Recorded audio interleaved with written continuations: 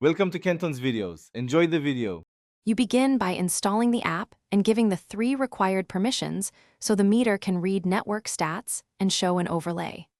Once done, enable the persistent status bar indicator and start the monitoring service.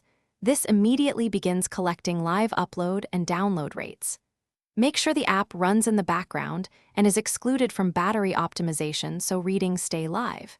If you see zero traffic, verify permissions again and tap Start to force the service to initialize.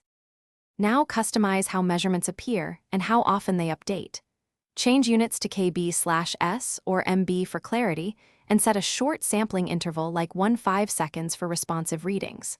Once customized, choose notification style, persistent icon for minimal clutter or floating window for an always-on readout. Then configure counters to track daily and monthly usage and set your preferred reset time. Doing this helps you correlate speed samples with data consumption and discover usage patterns over days and months. Finish by learning how to read results. Short spikes are bursts while sustained values show real throughput, so compare peak values versus sustained rates when assessing quality. Export logs or use screenshots to document performance during calls or downloads. When you stop testing, disable background monitoring to save battery. If values look incorrect, first reboot the app and device, then regrant notification and usage access.